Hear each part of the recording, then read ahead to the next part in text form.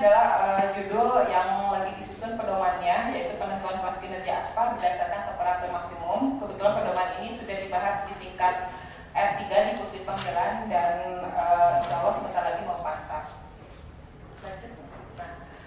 Pendahuluannya yaitu bahwa kita tahu bahwa pemilihan jenis dan kadar aspal itu tergantung pada jenis konstruksi dan iklim dari suatu wilayah, sehingga kelas dari aspal ini harus dipilih berdasarkan wilayah dari suatu daerah. Nah, dalam menentukan kelas aspal ini dilakukan jadi dalam menentukan kelas aspal ini bisa kita lakukan dengan pendekatan langsung pengukuran di lapangan atau dengan estimasi dengan rumus. Jadi ada dua metode, kita bisa mengukur di lapangan atau dengan pendekatan rumus. Lanjut.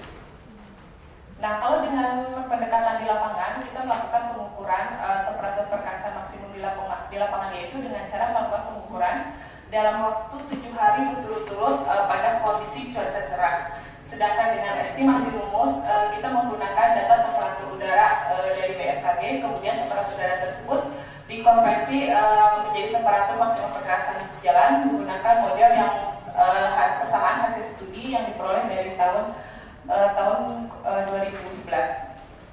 Lanjut. Nah, dalam makalah ini yaitu kita akan menentukan bagaimana sih cara mengukur kelas kinerja aspal berdasarkan di lapangan dan pendekatan estimasi rumus hasil studi. Kajian pustaka yang saya sitir yaitu berdasarkan spesifikasi aspal kelas kinerja, yaitu bahwa temperatur maksimum rata-rata dari temperatur perkerasan jalan pada kedalaman 20 meter selama 7 hari terpanas berturut-turut dalam setahun, seperti itu temperatur maksimum. Dan temperatur minimum itu di Indonesia kita tidak menghitungnya karena kita mengenal suhunya itu tidak minus, sehingga yang temperatur minimum kita abaikan. Lanjut. Ini adalah tabel yang saya sitir dari spesifikasi aspal kelas kinerja sesuai dengan ASTO. Nah, sebenarnya ini saya sitir dari pedoman.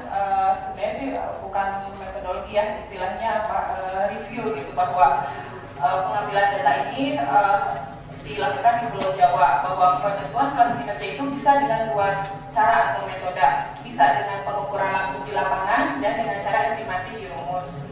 Kalau pengukuran langsung di lapangan dilakukan pengukuran dengan alat temperatur perkerasan pada kedalaman 20 mm dan waktu pengukuran 10 sampai 15 dari jam 10 sampai 15. Kenapa dilakukan jam 10 dengan 15? Kita telah melakukan riset penelitian bahwa melakukan pengukuran temperatur perkerasan selama 24 jam, ternyata temperatur maksimum itu di rentang waktu antara jam 10 sampai jam 3 sore. Nah, ini adalah contoh alat pengukuran temperatur perkerasan menggunakan alat seperti ini yang dilakukan. Nah, kalau dengan pendekatan estimasi hasil studi, kita menggunakan rumus.